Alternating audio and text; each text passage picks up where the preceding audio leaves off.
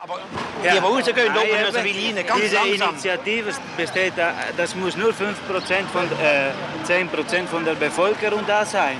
Da müssen etwa 300.000 hinausgehen. Wenn Sie aber die Initiativen annehmen, Ich weiß schon. dann haben Sie mal, erstens einmal, haben Sie mehr Fremdarbeiter drin. So wie das Schwarzenbach wünscht, dann sollten nur Saisonarbeiter da kommen. Und diese Saisonarbeiter, das heißt, das kommen mehr männlich, nicht Frauen. Was sagen denn eure junge Mädchen? Das sind alles Notlösungen. Die haben jetzt voll von den Italienern, von den Griechen, von diesen Leuten. Was sagen sie denn dann? Das wird viel schlimmer sein.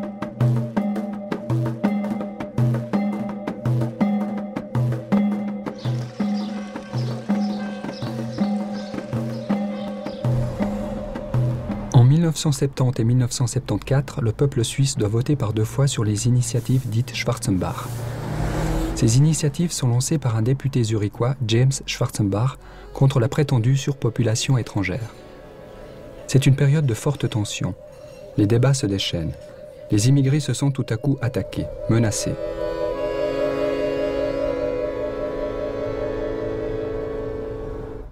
Je suis né en Suisse en 1967. Mes parents sont italiens. Ils m'ont appelé Salvatore comme mon arrière-grand-père pour respecter la tradition. Comme beaucoup d'autres Italiens du Sud, mes parents ont dû partir pour trouver du travail et subvenir aux besoins de leur famille.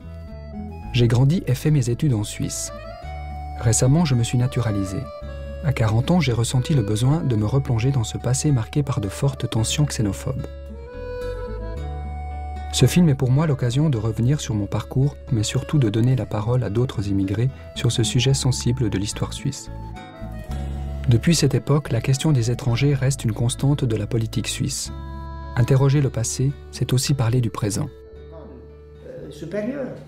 Nous avons retrouvé des personnes qui, comme mes parents, ont vécu ces années difficiles. Nous avons retrouvé aussi des enfants d'immigrés qui, comme moi, ont grandi dans ce climat tendu, sont allés à l'école, ont essayé de se faire une place, à cheval entre 2 langues, entre 2 cultures. Je suis partie à Londres une année.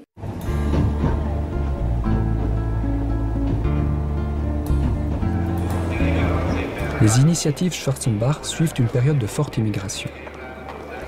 Depuis la fin de la Deuxième Guerre mondiale, la Suisse a fait venir en masse des travailleurs étrangers pour répondre aux besoins d'un important développement économique.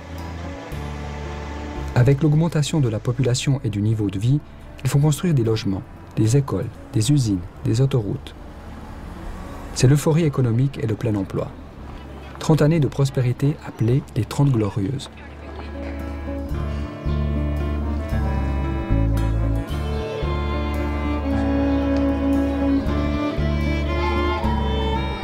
En pleine reconstruction après la guerre, le sud de l'Europe ne bénéficie pas d'un développement aussi rapide.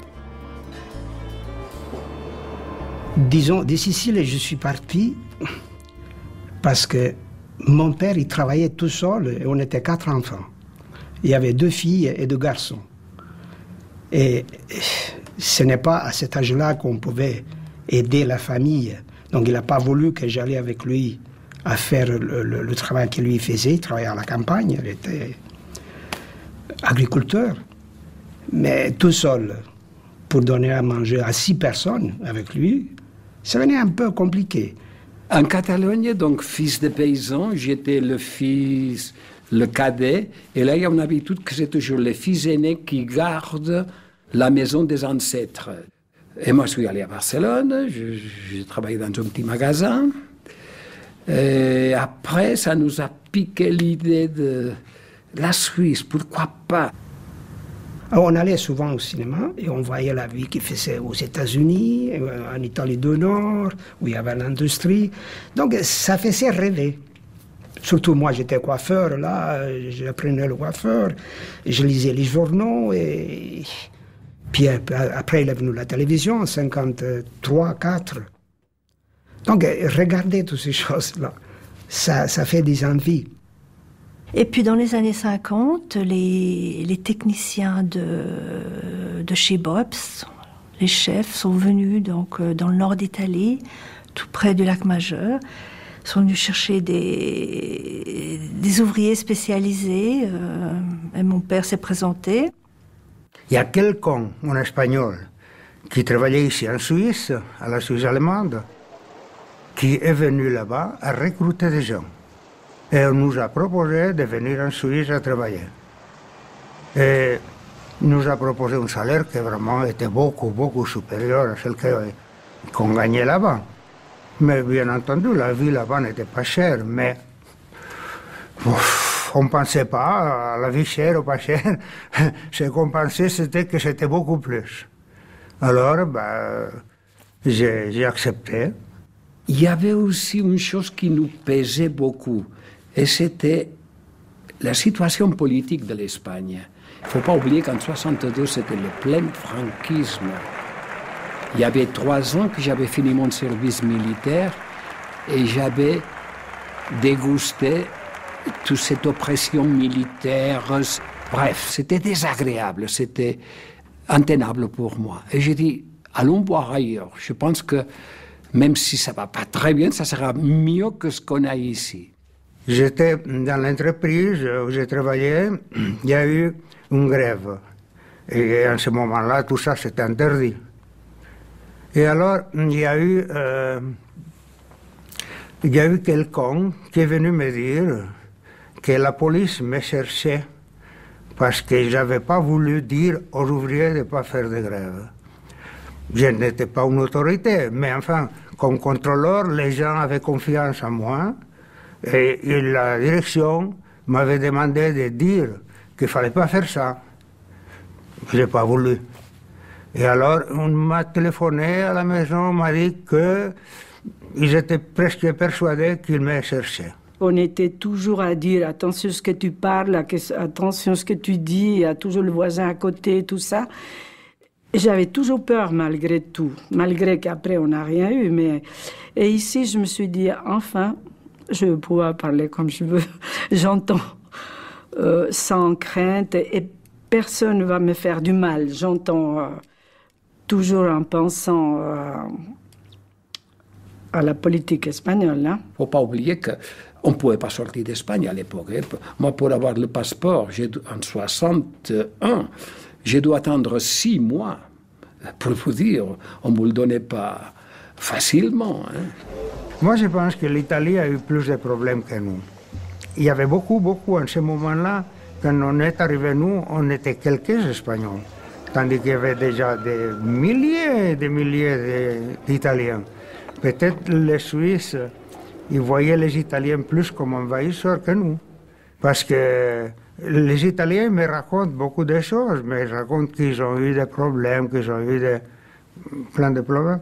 Tandis que l'Espagnol ne me raconte pas ça. Il y avait des autres infirmières hollandaises qui étaient parties à Lausanne. Et puis, par elles ont dit, mais ici, il y a besoin d'infirmières. Si vous voulez, on peut demander comment est-ce qu'il faut procéder. Et puis, j'ai écrit une lettre à l'hôpital cantonal.